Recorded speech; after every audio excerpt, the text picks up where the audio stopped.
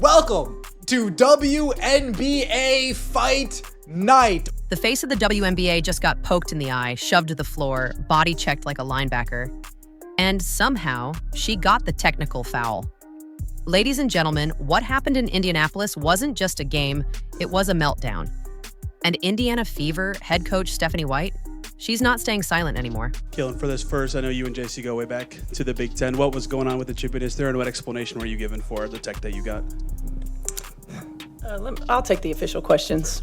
There wasn't an explanation for the tech that she got. You know, I think it was pretty obvious that stuff was brewing, right? When the officials don't get control of the ball game, when they allow that stuff to happen, and it's been happening all season long. All season long. It's not just this game. It's been happening all season long.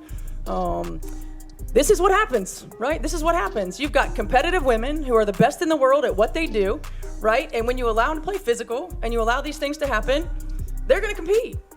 And they're going to have their teammates' backs. Tuesday night, Indiana Fever versus Connecticut Sun. The stakes, high. The emotions, even higher. But what should have been a clean, competitive battle quickly spiraled into chaos. Because the referees, they completely lost control of the game. Coach Stephanie White had seen it coming. From the first quarter, she warned officials. The physicality was getting out of hand. And when refs do nothing, things explode. I started talking to the officials in the first quarter, and we knew this was going to happen. You could tell it was going to happen. So they got to get control of it. They got to be better. They got to be better. It started with J.C. Sheldon guarding Caitlin Clark. Tight defense, sure, but then contact. Sheldon swiped up and poked Clark directly in the face. An unnecessary contact with wind-up and impact. The officials later called it. Clark grabbed her face in pain, clearly dazed. But it didn't stop there. Sheldon kept pressing, kept bumping her. So Clark, like any human being in that moment, shoved her away. And what happened next? Clark was hit with a technical foul. Yes, you heard that right. The victim got the tech. I mean, J.C. Sheldon, I didn't think I would be coming up here talking about J.C. Sheldon, probably one of the most irrelevant WNBA players, just one of the dirtiest players I've ever seen. I'm talking about from wire to wire, Caitlin Clark could not get away from her. Before anyone could catch their breath, here comes Marina Mabrey out of nowhere, no involvement in the play, and she slams into Clark from behind, like an NFL safety charging downhill. Clark hits the court hard, the crowd gasps. Even casual fans watching knew this was personal. A flagrant? An ejection? Nope. The refs gave Mabrey just a technical. No ejection, no flagrant too. Just a pat on the wrist. Meanwhile, Clark's still on the ground, reeling from a cheap shot. Watch Mabrey. Boom! I mean, come on. You know what? You know what the commissioner should do? Mabrey should be out for 10 games. 10 games at least. I mean, you've got to, at some point, the commissioner has to step in. Compare that to what happened just minutes later. Sophie Cunningham, defending a layup near the end of the game, wraps up J.C. Sheldon. A hard foul, yes, but in the flow of basketball, Cunningham was immediately ejected. No second chances. No warning. Refs didn't hesitate this time. So let's recap. Clark gets poked in the eye. Technical foul. Gets body checked to the floor. Nothing. Sophie Cunningham makes a basketball play. Gets tossed. That's not just inconsistency. That's a double standard. And Coach White had enough. In one of the most powerful post-game press conferences we've seen in years, Stephanie White didn't just raise her voice. She raised the roof. The refs didn't get control of the game, she said. It's been happening all season long. And she's right. Clark leads the WNBA in flagrant fouls committed against her. She's been hacked, slammed, tripped, and now body checked. Yet when she defends herself, she's the one who gets punished. This wasn't emotional ranting. This was a calculated takedown of systemic failure. Bad officiating is bad officiating, White said plainly. And she's not alone. Coaches across the league have complained about poor officiating, but the WNBA's response? Silence. Or worse, fines.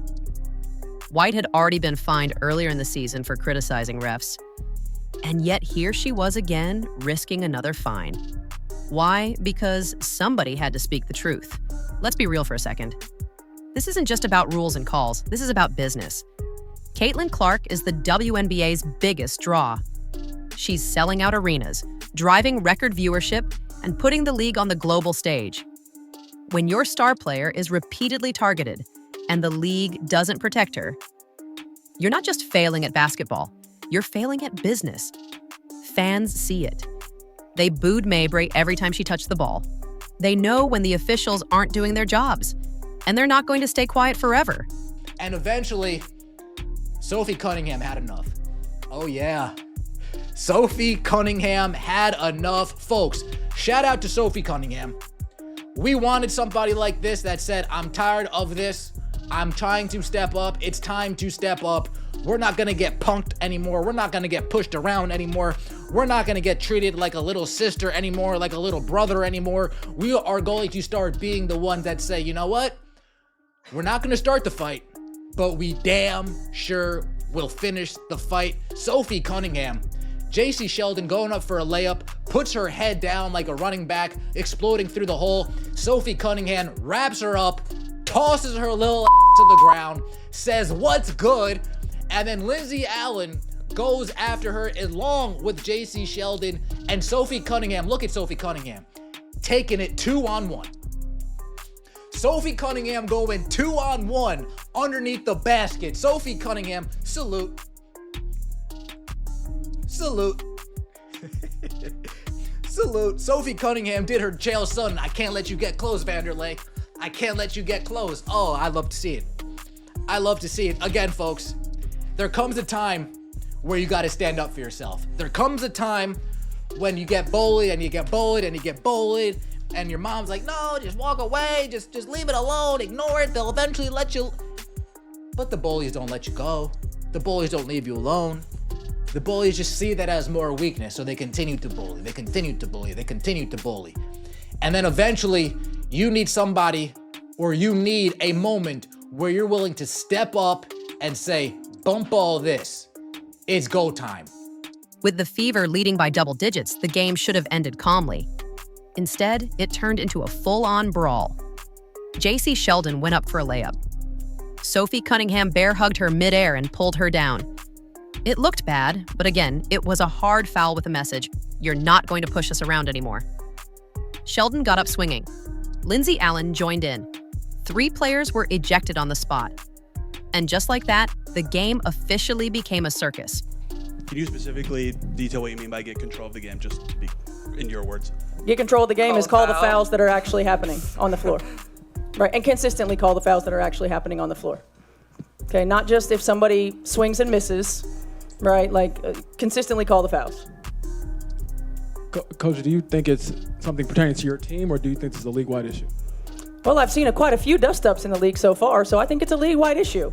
I mean, bad officiating is bad officiating. And then what did you make of Sophie Cunningham's flagrant foul on JC towards the end?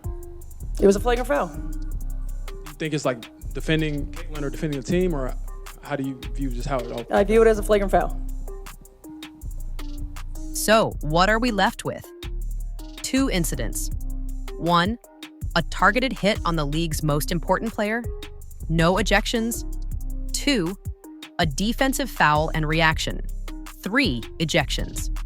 The contrast is glaring, and Stephanie White knows it. The game has changed, she said. The players are faster, stronger, better, but the officiating hasn't caught up. Year after year, she says the same things in league meetings. Call the fouls that are actually happening on the floor, she repeated. Not just when someone swings and misses, but when someone gets poked in the eye or blindsided. Everyone's getting better except the refs. And the league needs to wake up before it's too late. What happened in Indianapolis wasn't just a bad night for referees.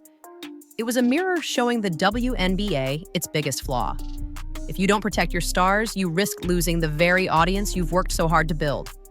If you punish victims and let aggressors stay in the game, you send a message. We care more about drama than integrity. Stephanie White took a stand. Now it's the league's turn. Will they listen? Will they evolve? Or will history repeat itself in the next game?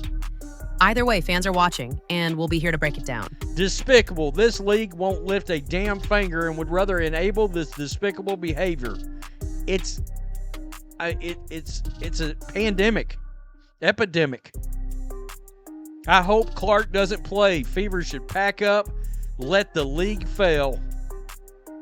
Obviously, they don't have her best interest at heart. It's a effing laughable. Sheldon Mayberry were allowed to continue to play. I mean, that's crazy.